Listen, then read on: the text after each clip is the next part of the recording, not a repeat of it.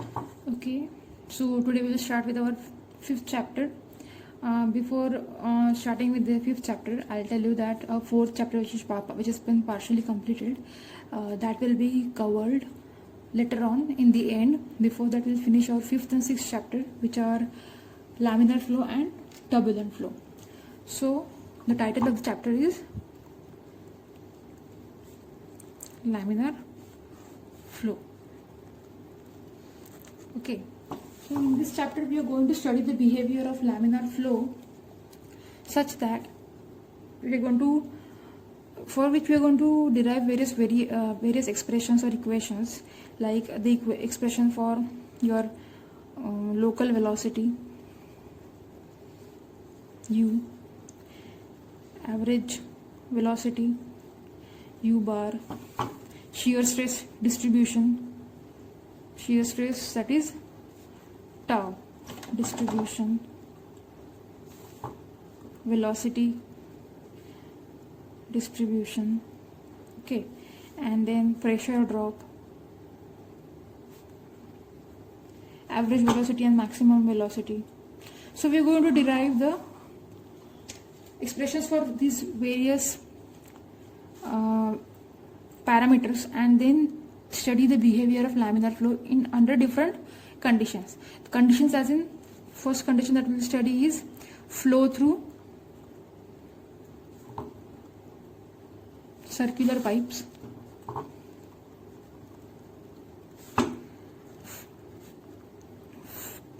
laminar flow between two parallel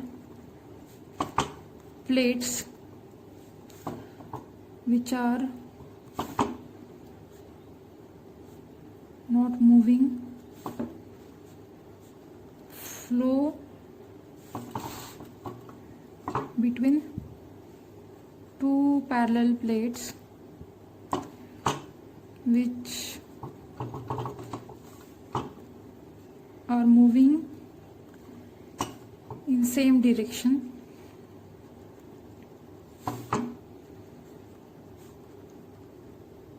flow between two parallel plates moving in opposite directions. Okay, so basically for our examinations, university examinations, you must focus on these first three derivations, because mostly these derivations out of these three conditions might be asked in the examination. We will see just an expression for this fourth condition.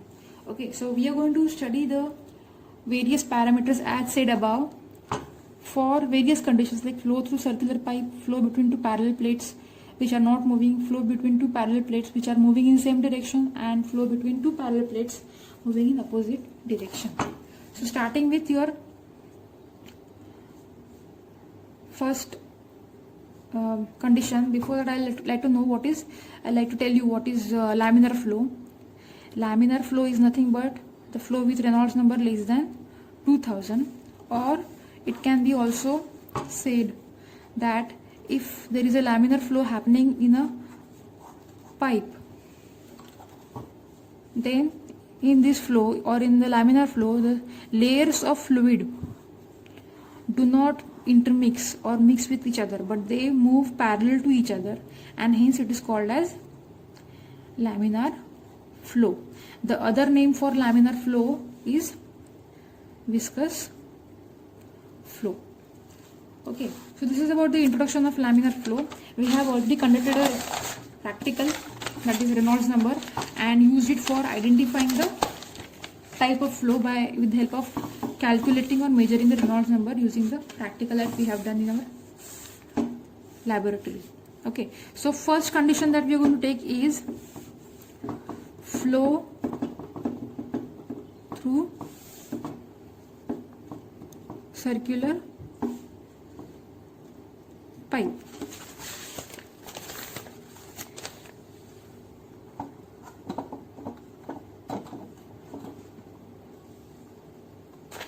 Okay, so now consider a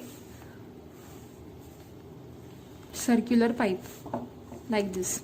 Okay, so if you project it to its front view, it will look like this. Okay, this is the side view, this is the front view, and if this is the center line. Okay, now within this circular pipe, consider a circular elemental ring. What did I say? Circular elemental ring. So from the side view it will look like a rectangular box. Okay, it will look like this from the side view. Its projection to the front view will be like this, with a thickness elemental ring. I said ring, not a hollow circular cylinder. Okay, it is a ring with a thickness dr. Okay, and radius r. So this is radius r of the elemental circular ring, and this is the radius of the circular pipe within which we have considered the elemental ring. Okay, now the distance between this small r radius and capital R radius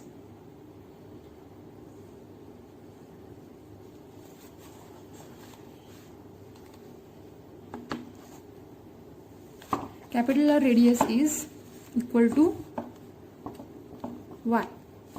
That is, your y is equal to r minus r. This distance between the surface of the pipe and the surface of the elemental ring, that is y, is equal to r minus r. Okay, just a point to remember. Now we start with our derivation. Before that, we'll have to resolve the forces acting on this elemental ring.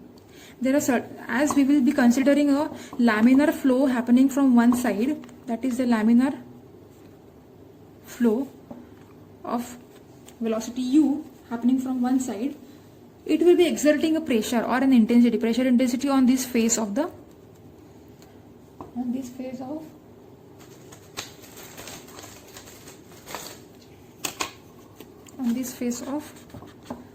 elemental ring. Okay, now when a pressure is exerted from this side, obviously it will have a reaction from the opposite side in this direction. Okay, and as this is a laminar flow, in a laminar flow your velocity gradient du by dy, that is velocity gradient. What is velocity gradient? It is the change of velocity with distance. Now in this case, this distance is perpendicular away from the pipe surface, perpendicularly away from the pipe surface, that is the distance y. Okay, so and u is the velocity. So in a laminar flow, for a laminar flow, du by dy, velocity gradient exists, and therefore shear, as there is change in velocity with the change in distance away from the pipe material, there will be shear stress acting between the layers of laminar fluid flow. Okay, now this shear stress can be expressed as tau is equal to mu into du by dy. So in case of laminar flow, velocity gradient exists and shear stress is also exerted. So you will have to remember these 2 points from the point of view of Viva. Okay, now further we are going to start with our derivation, and for the derivation we have to resolve the forces acting on this elemental ring in horizontal direction. So first we have some pressure intensity acting at the initial phase of the elemental circular ring, and as there is a pressure intensity acting in forward direction, it will have a reaction in the backward direction, which is indicated with a backward arrow. Okay, so now for example, assume P as the pressure intensity. So force is equal to pressure intensity into area. Therefore, the forward force acting in this direction is P into pi r square on the elemental circular ring. Okay. So this is your first horizontal force. Now what is the opposite reaction that we are going to calculate? How we are going to calculate that? Consider the distance between this point A, this point B, this point C, and this is as point D. So this distance AB is x. Consider the x. And this as delta x, B and C. Okay. Consider the distance AB as x and B and C delta x, as that is the length of the circular elemental ring. Okay, so now in this case, what will happen as we go down along with the flow? As we go down along with the flow from point B to C, the pressure at this point P will go on changing with the unit length of x. Okay, which can be written as, or the change in pressure can be written as dou P by dou x. The change in pressure with length can be written as dou P by dou x. So at this point we have pressure intensity as P. I am telling once again that is pressure intensity P, and pressure force is P pi r square. So I am talking about pressure intensity. At the initial phase we have pressure intensity P, and along with the length, unit length, the pressure intensity goes on changing, and that change of pressure intensity with the length is dou P by dou x. So we have over here as P plus dou P by dou x. Okay, now for every unit length, that is every unit dou x length, the change in the pressure is dou P. Okay, so for one unit dou x length we have change in pressure as dou P. So for the entire delta x, length, the increase in the pressure or change in the pressure is delta x. So this value dou P by dou x into delta x will give you the change in the pressure intensity away from this phase. Okay, and now so at this phase you have P plus, at this phase you have P pi r square, at this phase you have P plus dou P upon dou x into delta x into the area, cross section area of the flow, pi r square. So in this derivation, this first part of derivation where we are going to see the velocity, the stress distribution, we are going to consider the flow through this area, flow within the elemental area. Therefore we are considering pi r square as that area. So this is the horizontal force or the horizontal reaction acting in the backward direction. Okay, now the another horizontal force acting on this elemental ring is your shear stress. With the forward moving flow we will have a backward acting shear stress. Now how will you find out the shear stress? Shear stress into area will give you shear force. Shear force is equal to shear stress into area. Now what is that area? This is a cylindrical elemental strip, so 2 pi r, the circumference 2 pi r into delta x, that will be the entire cylindrical area, tau into 2 pi r into delta x. Okay, so that is your shear force acting on the surface of the elemental cylindrical ring, tau into 2 pi r into delta x. Okay, so now we have got all our horizontal forces, not intensities but forces. Okay, now we are going to resolve these forces horizontally. Resolving the forces horizontally, we get, So we have this as positive force, this one as negative force, and this is again shear force acting in the negative direction. So we can write it as P pi r square is equal to tau into 2 pi r into delta x plus P plus dou P dou x upon delta x into pi r square. P plus dou P upon dou x into delta x into pi r square. Okay. Simplifying further, what we get? P pi r square is equal to tau into 2 pi r into delta x. Now open the brackets and multiply. P pi r square plus dou P upon dou x delta x pi r square. Now this term and this term are same, they get cancelled. Now take all the terms on the left hand side, you get minus tau 2 pi r delta x minus dou P by dou x delta x pi r square is equal to 0. Now pi r and delta x are common, so we can take pi r delta x as common outside the bracket, and we have tau into 2 minus dou P by dou x into r inside the bracket. So that is what is the expression that you are getting after the further simplification.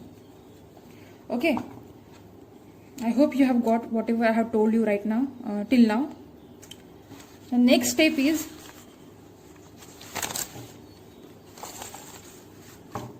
now this part will go to the RHS and become 0.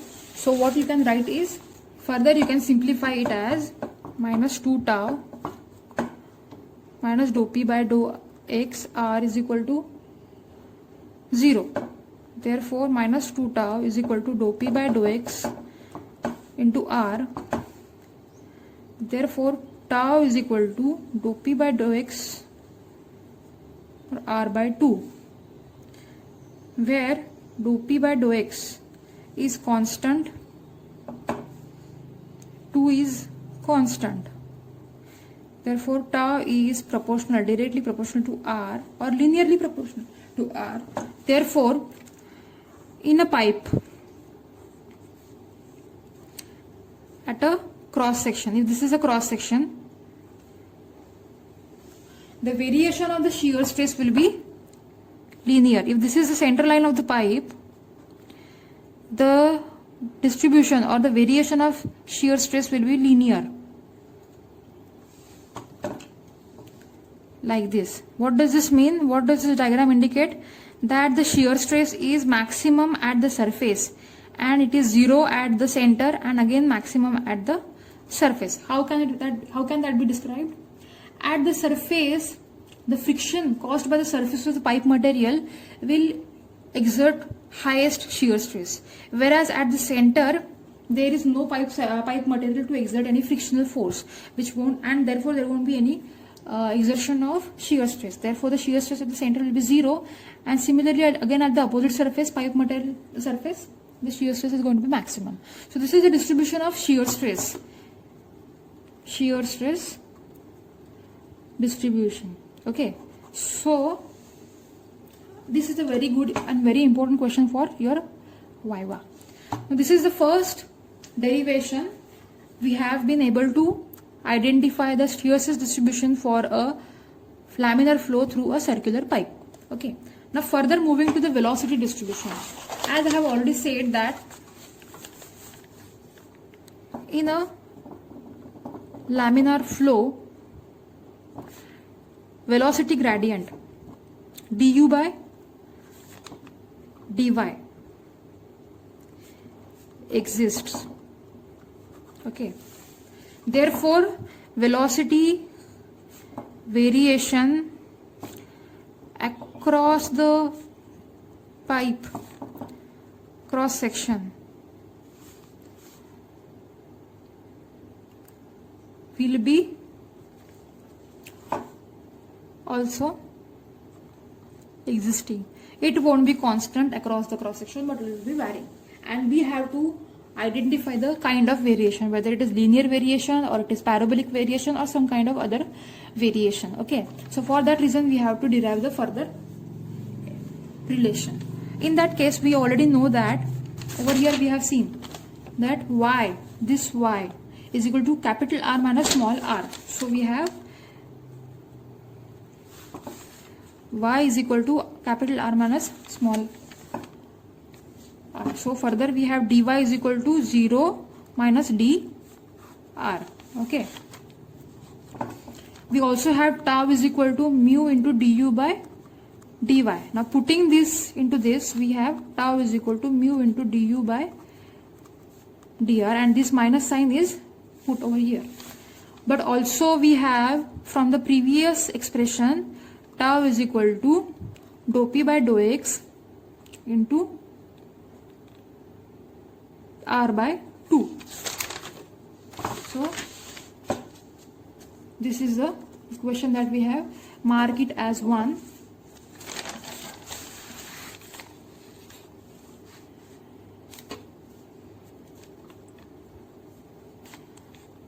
From equation 1. Okay.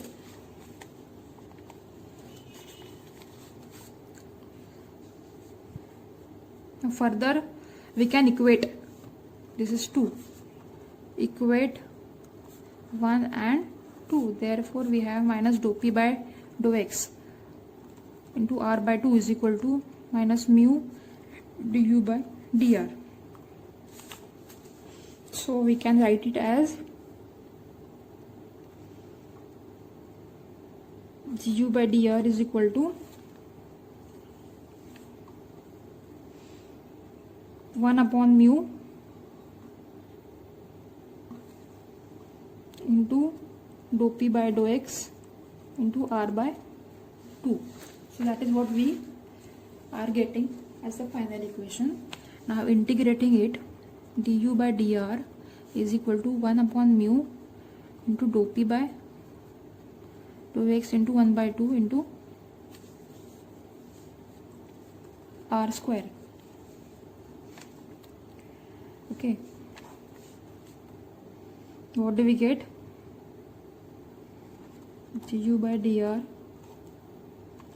1 by mu 2 mu into dou p by dou x to r square. So u is equal to 1 by 2 mu into dou p by dou x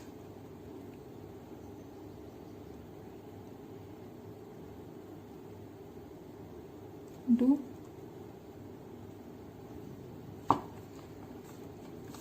r square by 2 plus c r square. By mistake I have taken this as r square, it is just r. So this becomes r square. Okay, so further we have, now this c is equal to integration constant. For finding out the value of this c, we can apply boundary conditions that your velocity u is 0 at your r is equal to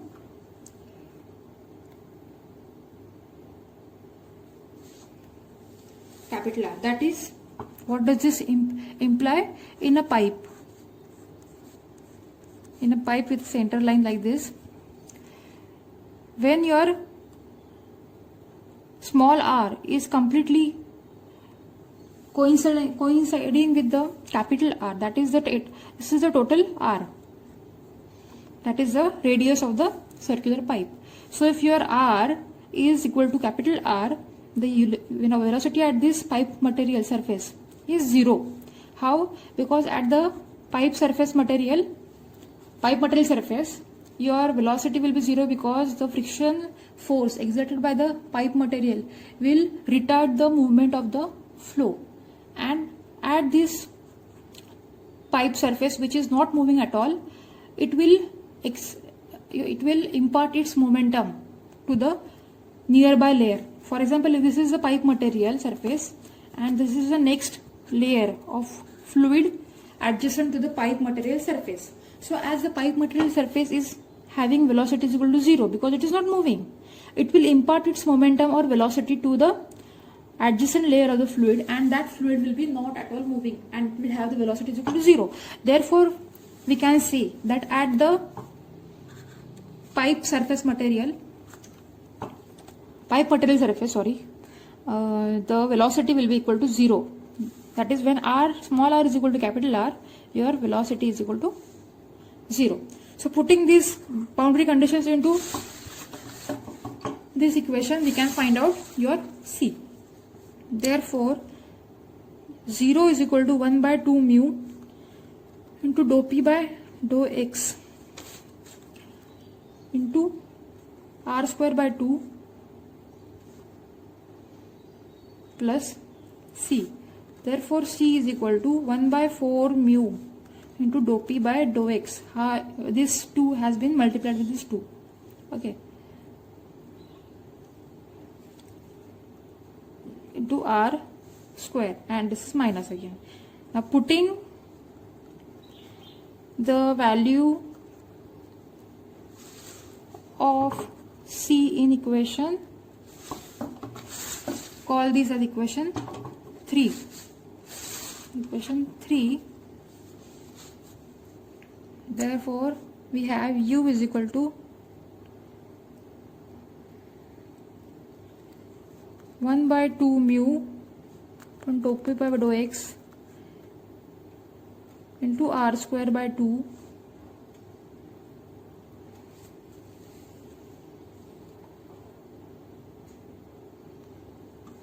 minus 1 by 4 mu dou P by dou X into R square. So again we can multiply these two 2's. So we get 1 by 4 mu to dou P by dou X R square minus 1 by 4 mu dou P by dou X into capital R square. So your U is equal to 1 by 4 mu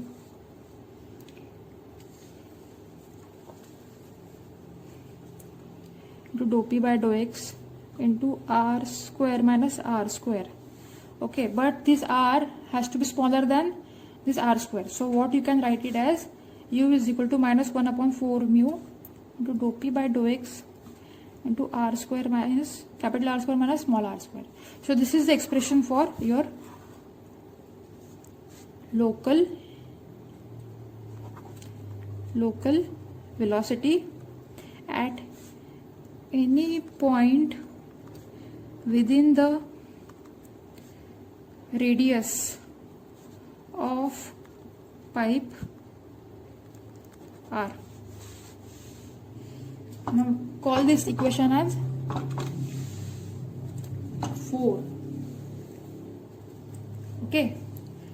Now in this case, in this equation, your 1 by 4 mu dou P by dou X and R are constant.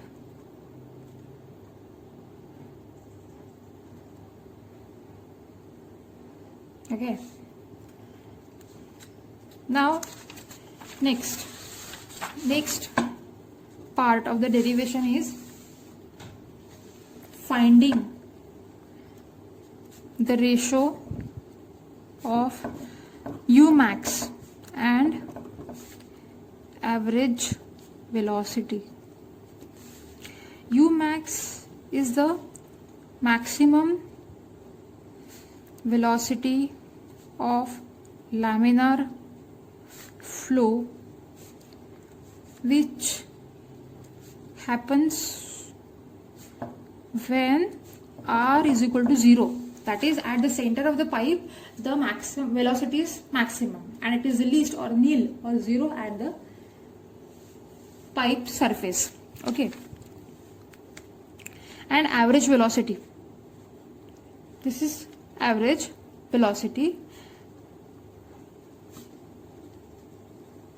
Now you are going to find out the ratio U max upon average velocity. Okay. Now for this purpose, initially you have to find out what is u max. Now for u max, you have u is equal to minus 1 by 4 mu dou p by dou x into capital R square minus small r square.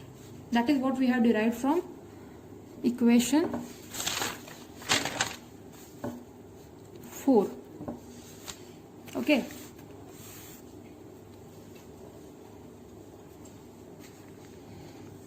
U max, u is equal to u max when your r is equal to 0. Therefore, the u max equation becomes equal to minus 1 by 4 mu dou p by dou x into r square. That is the equation for u max. Mark it as 5, equation number 5. Now u average or average velocity is equal to q upon area, where q is equal to flow of laminar flow through cross section of pipe, and area is equal to cross section area of pipe. Okay. Now in this case we will have to find out q by integrating the flow. We have already a pipe with the elemental ring. So whatever elemental ring, so for example, if this is your pipe, as I have shown you in the very first diagram, in this diagram the flow is happening in this direction. Okay, and we are going to find out the entire flow happening through this entire cross section, but we don't know the value of the average velocity. To find out the flow through this entire cross section, we need to find out the average velocity, but we are not aware of that value. So what we are going to do is we are going to find out the flow through this elemental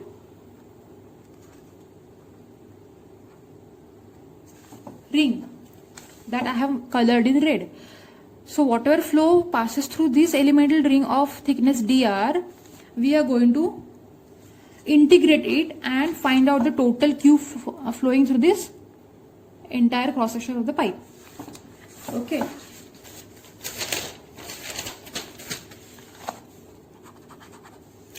So let dq be is equal to fluid flow happening through the elemental circular ring of thickness dr. Okay. Therefore dq is equal to area into velocity. So area of the elemental ring, area of the cross section area of the elemental ring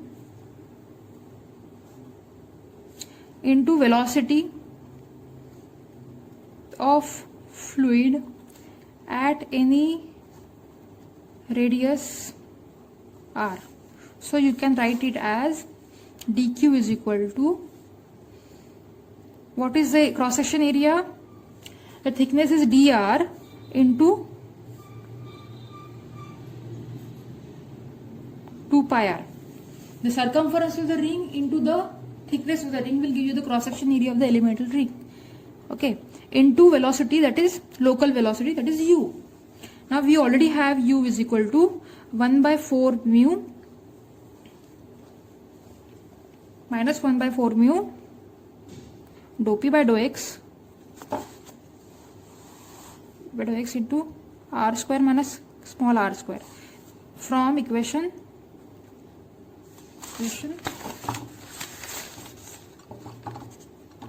4, from equation 4. Okay, therefore we can write it as dq is equal to u into 2 pi r dr. Therefore dq is equal to minus 1 by 4 mu dou p by dou x to capital R square minus small r square into 2 pi r into dr.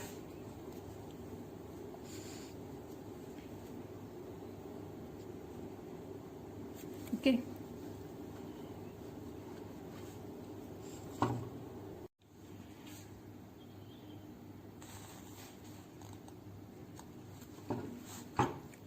Integrating, what do we get is q is equal to minus 1 by 4 mu to dou p by dou x into 2 pi to r square minus r square into 2 pi r into dr.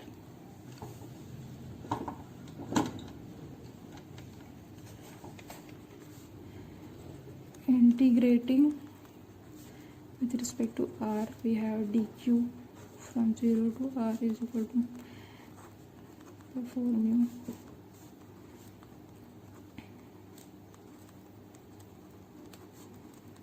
to by r dr.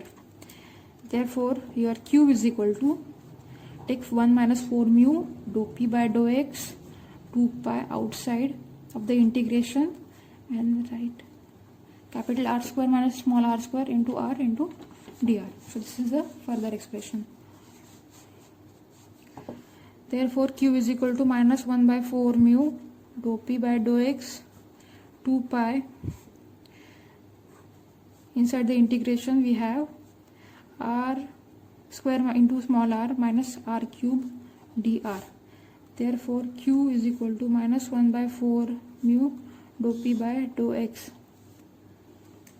into 2 pi into, we have r square into small r square upon 2 minus r raised to 4 upon 4 into dr.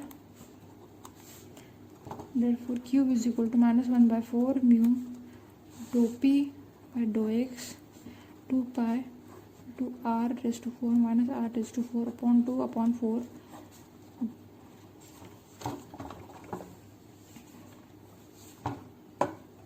Therefore q is equal to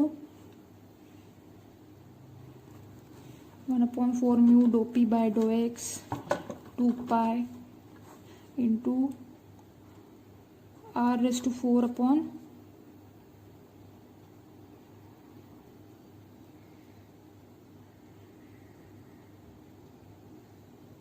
2r raised to 4 upon 8.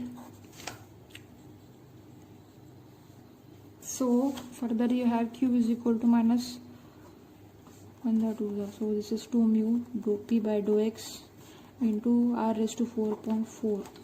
Therefore q is equal to minus 1 upon 8 mu dou p by dou x into r raised to 4. This is your equation.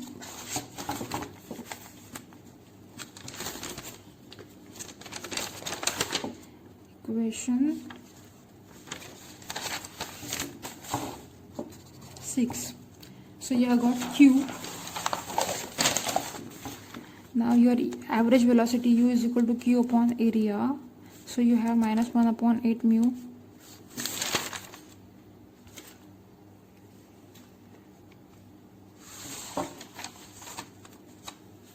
so just I forgot to put this pi in the equation. So you have minus pi upon 8 mu into dou p by dou x into r raised to 4 upon pi r raised to 2. Okay, so this r and this pi gets cancelled. So you have 1 upon minus 8 mu into dou p by dou x into r square, that is average velocity. Therefore u max upon u bar is equal to minus 1 by 4 mu dou p by dou x to r square upon 1 mu dou p by dou x into r square. So this is equal to 2. So your u max upon average velocity is equal to 2, and this expression, this derivation is always asked in your examination.